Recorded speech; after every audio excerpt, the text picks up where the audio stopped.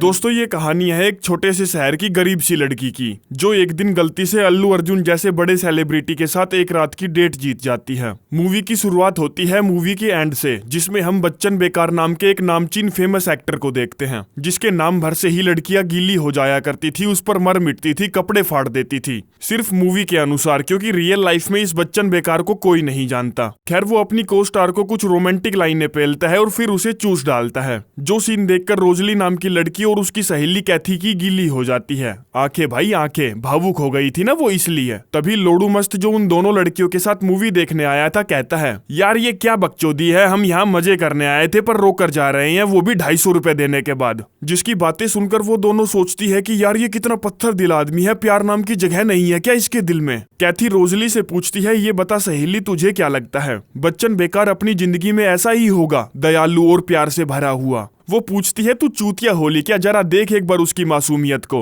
वो मूवी में एक्टिंग नहीं कर रहा क्योंकि रियल लाइफ में वो वैसा ही है। मैं पक्का शर्त लगाकर कह सकती हूँ वो अभी चर्च में होगा, लेकिन नहीं, वो तो चर्चा का इशू बनने जा रहा है, जिसमें वो गाड़ी भी तेज भगा रहा है, पौवा भी चढ़ा रखा है, सिगरेट भी फूक रहा है, साथ में हर घंटे बदलने वाली सेटिंग को भी चूस रहा है। जो खबर अगले दिन किसी फालतू मैगजीन के फ्रंट पेज पर छप जाती है तो उसकी टीम कहती है, तेरे ऐसे बिहेवियर की वजह से, ऐसी बेहुदा हरकतों की वजह से बड़ी बड़ी फिल्मों का कॉन्ट्रैक्ट हमारे हाथों से निकल रहा है, हमें तेरी छवि, तेरी इमेज को सुधारना होगा, वरना आने वाले एक आध साल में तेरे पास बाबा जी का ठुल्लू भी नहीं बचेगा। जिस इमेज को सुधारने के लिए मैनेजर अपने दिमाग के खच्चर दौड़ाता है और कहता है, हम एक प्रतियोगिता करवाएंगे जिसको जीतने वाली लड़की को तेरे साथ डेट पर जाने का मौका मिलेगा और उसका सारा खर्चा तू उठाएगा ताकि समाज में तेरा पॉजिटिव इम्पैक्ट पड़े। यहाँ दोनों लड़कियों के साथ लोडू मस्त जब अपने सुपर स्टोर में काम पर था, तब रोजली को इंटरनेट पर एक पोस्टर दिखता है जिसमें बच्चन बेकार एक डेटिंग कॉम्पिटिशन करवा रहा था। कैथी कहती है, तू इंतजार किस चीज का कर रही है, फटाफट फॉर्म भर।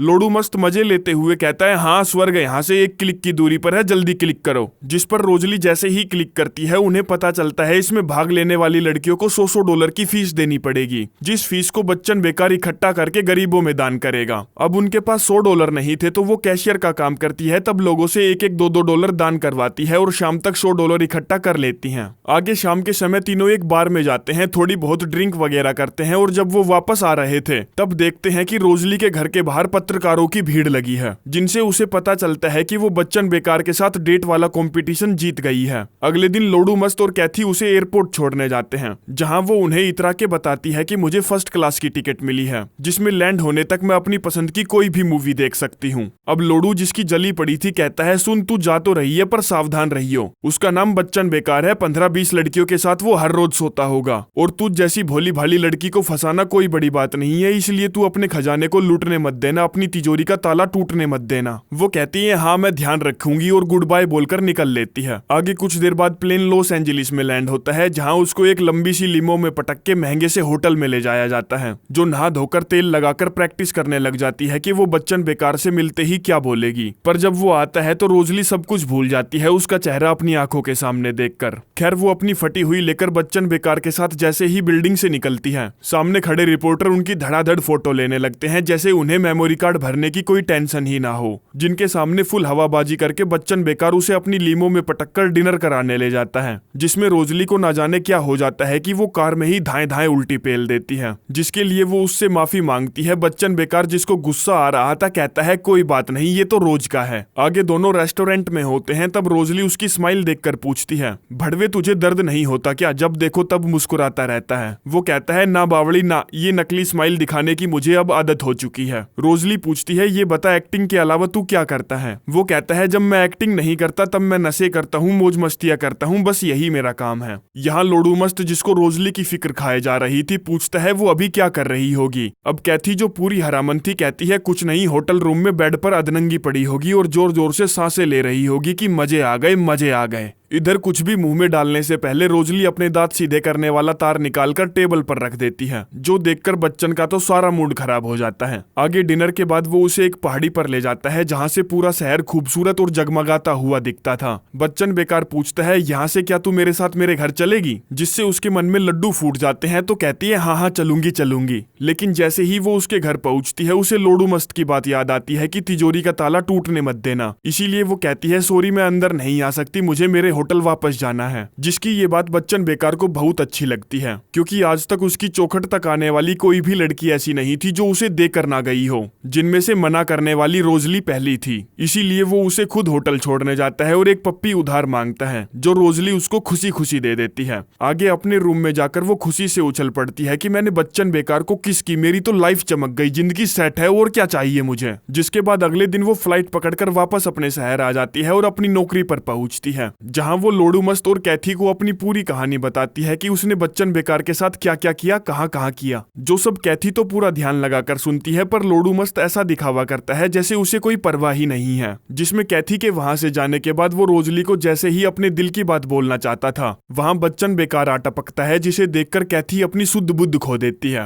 रोजली आश्चर्यचकित हो जाती है और पूछती है, तू यहाँ क्या कर रहा है भड़वे, किसी मूवी की शूटिंग वूटिंग है क्या? वो कहता है नहीं, मैं बस तुझसे मिलने आया हूँ, और कहता है चल लंच पर चल, मेरे साथ वहीं बात करेंगे। अब स्टोर का मैनेजर लोडू मस्त था, तो वो उससे इजाजत मांगती है, जो लोडू उसे देना तो नहीं चाहता था, पर क्या करे, देनी पड़ती है। आगे दोनों एक रेस्टोरेंट में होते हैं, जहाँ बच्चन बेकार को देखने के लिए लोगों की भीड़ उमड़ पड़ती है, जिनको वो दोनों इग्नोर मार देते हैं। रोजली पूछती है, तो हाँ अब बता, तू इतनी दूर क्या करने आया है? वो कहता है, मुझे तेरे साथ समय बिताने में बहुत मजा आया, ऊपर से तू अपने फैसले बहुत सोच समझ कर लेती है, इसीलिए हमें मिलना जारी रखना चाहिए। जो रोजली को ठीक लगता है, तो वो खुशी खुशी उसके साथ समय बिताने के लिए मान जाती है। और जैसे ही वापस स्टोर पहुंचती है, सभी उसका तालियों से स्वागत करते हैं कि उसने बच्चन बेकार को अपना बना ही लिया, जिससे लोडू मस्त बेचारा जल कुकड़े की तरह कोने में खड़ा खड़ा जल भुन रहा था। जो मौका मिलते ही उसके कान भरने लगता है कि वो यहाँ सिर्फ तेरी तिजोरी उखाड़ कर फेंकने आया है, क्योंकि तूने लॉस एंजलिस में उसे अपनी नहीं दी ना, इसलिए। और उसको रात में बच्चन बेकार से मिलने से रोकने के लिए कहता है, आज तू नाइट शिफ्ट भी करेगी, क्योंकि हमारी एक एम्प्लॉय को खांसी हो गई है। लेकिन रोजली उसकी एक नहीं सुनती, कहती है भाड़ में जा तू, मैं तो जाऊंगी बच्चन बेकार के साथ, रोक ले दम है तो। जिसमें पहले तो वो उसके साथ मूवी देखने जाती है, और फिर मूवी के बाद वो माहौल गर्म करने जाते हैं, जिसमें दबाकर चुम्मा चाटियां चलती हैं।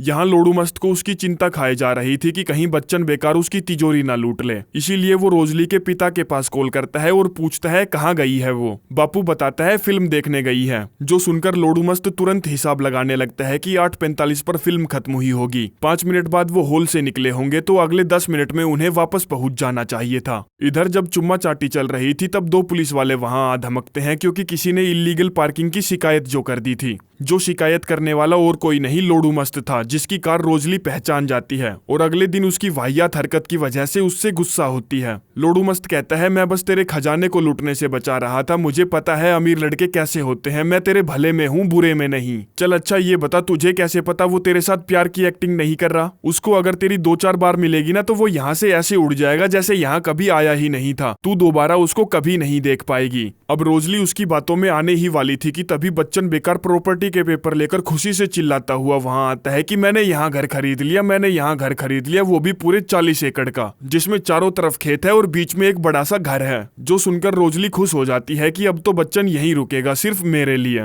जिससे बेचारा लोडू मस्त फिर से हार जाता है, क्योंकि पैसे के सामने प्यार की और गरीबी की क्या औकात। आगे छुट्टी के बाद जब सभी बार में थे, तब बच्चन सबके सामने रोजली को चूसने लगता है, जिससे बेचारे लोडू मस्त का खून खोल उठता है। और जब वो बाथरूम में जाता है, तब लोडू मस्त उसे घेर लेता है, कहता है तू जीत गया और मैं हार गया, मैं बस रोजली को खुश देखना चाहता हूँ, इसलिए मुझे बस तुझसे कुछ सवाल पूछने हैं, जैसे कि उसके गले में जो नेकलेस है उसका क्या मतलब है, वो हमेशा फूलों वाली चड्डियां क्यों पहनती है, क्या तुझे पता है वो 6 अलग अलग तरीकों से मुस्कुराती है, पहली जब वो सच में हंसती है, दूसरी जब उसे विनम्रता दिखानी हो, तीसरी जब उसे कोई प्लान या योजना बनानी हो, चौथी जब वो किसी का मजाक उड़ाती है, पांचवी जब वो अनकंफर्टेबल फील करती है, छठी जब वो अपने दोस्तों के बारे में बात करती है। बच्चन बेकार कहता है नहीं भाई, मुझे ये सब नहीं पता था। वो कहता है हाँ मुझे पता है तुझे नहीं पता था, क्योंकि तू यहाँ सिर्फ उसकी तिजोरी उड़ाने आया है, उसका फायदा उठाने आया है। देख भाई तू ऐसा मत कर, अगर तू ऐसा करने आया है तो वो एक छोटे शहर की शरीफ सी प्यारी सी बच्ची है, उसका दिल मत तोड़ो, और अगर तूने उसका दिल तोड़ा ना तो मैं तेरी ऐसी तोड़ूंगा कि तू जीवन भर याद रखेगा। बच्चन कहता है देख भाई मैं सिर्फ उसकी सील तोड़ूंगा, दिल नहीं, तो तू टेंशन मत ले। और जब अपने होटल रूम में उसको रगड़ने ही वाला था, तभी कोई उसका दरवाजा खटखटाता है। वो दरवाजा खोलता है तो सामने उसका मैनेजर और असिस्टेंट खड़ा था, जो उसको बताते हैं कि भाई तुझे आयरन मैन 4 में आयरन मैन का रोल मिल गया है। अब ये बहुत बड़ी खुशी की बात थी तो बच्चन बेकार बावला सा हो जाता है, क्योंकि इस टाइप की बड़ी फिल्म उसके पास आज तक नहीं आई थी। लेकिन तभी उसको अचानक से याद आता है कि शूटिंग के लिए तो उसे हॉलीवुड जाना पड़ेगा, रोजली को यहीं पीछे छोड़कर। तो वो उससे पूछता है तू भी मेरे साथ चलना, मजा आएगा। वो कहती है नहीं, मैं तेरे साथ नहीं जा सकती क्योंकि तू मुझसे प्यार नहीं करता, सिर्फ अट्रैक्शन है और कुछ नहीं। बच्चन कहता है कर दी ना बावड़ी छोटी बात, मैं तुझसे इतना प्यार करता हूँ कि अब तक समझ चुका हूँ तू 6 अलग अलग तरीकों से हंसती है। और डिट्टो लोडू मस्त वाली बात कॉपी पेस्ट मार देता है, जो सुनकर रोजली को लगता है कि हाँ ये सच में मुझ में इंटरेस्टेड है, मुझसे प्यार करता है, इसीलिए वो उसके साथ हॉलीवुड जाने के लिए मान जाती है। यहाँ लोडू मस्त रोजली को खोने की वजह से दुख में शराब पर शराब पिए जा रहा था, जो सब बारटेंडर काफी देर से नोटिस कर रही थी। तो पूछती है क्या भड़वे तूने रोजली को अपने दिल की बात बताई थी? वो कहता है हाँ मैंने बताई थी और हर नामुमकिन कोशिश की थी, पर वो मेरे हाथ से रिपट चुकी है। बारटेंडर पूछती है अच्छा जब तूने उसको किस की थी तब क्या कहा था, और जब तूने उसको आई लव यू बोला था तब क्या कहा था?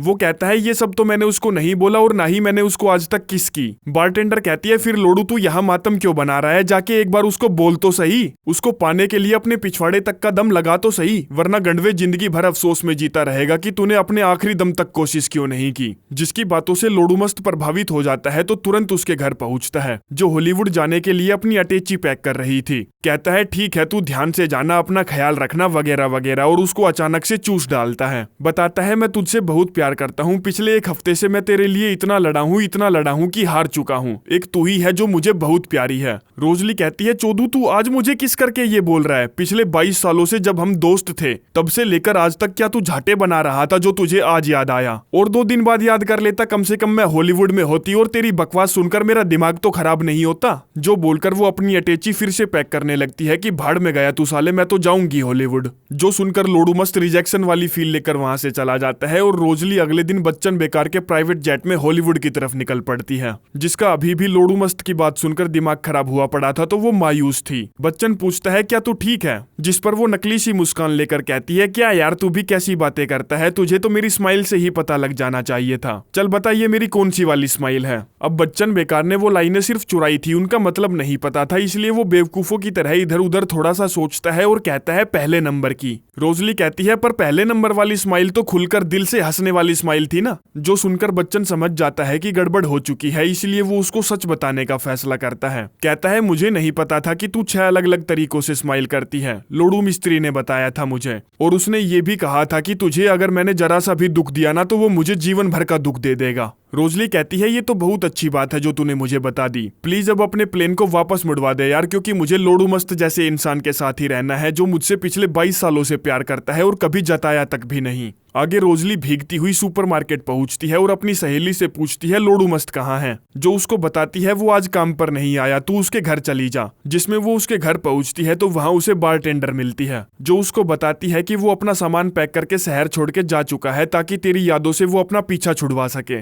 रोजली फटाफट दोबारा कार में बैठती है और उसको रोकने के लिए दौड़ पड़ती है, जिसमें कुछ देर बाद शहर से बाहर निकलकर उसे लोडू मस्त की कार मिल जाती है, जिसको वो हॉर्न देकर साइड में रोकने के लिए कहती है। लोडू जो उसे देखकर चौंक गया था खींच के ब्रेक मारता है और पूछता है तू यहाँ क्या कर रही है। जो कुछ देर तो शांत खड़ी रहती है, आंखों में पानी भरती है और कहती है मेरे पास 6 तरह की स्माइल है और तेरे पास 5 तरह की स्माइल है। पहली जब तू लोगों को चूतिया समझता है, दूसरी जब तू उन्हें सच में महाचूतिया समझता है, तीसरी जब तू काम के लिए तैयार हो रहा होता है, चौथी जब तू दिलेर मेहंदी का गाना गाता है, 5वीं जब तू मुझे देखता है। जो बोलते ही कार के रेडियो पर अपने आप ही एक रोमांटिक सा गाना बजने लगता है, तो उन दोनों के बीच में वही होता है जो हर रोमांटिक मूवी के एंड में होता है, जिसके साथ ही ये कहानी यहीं पर समाप्त हो जाती है।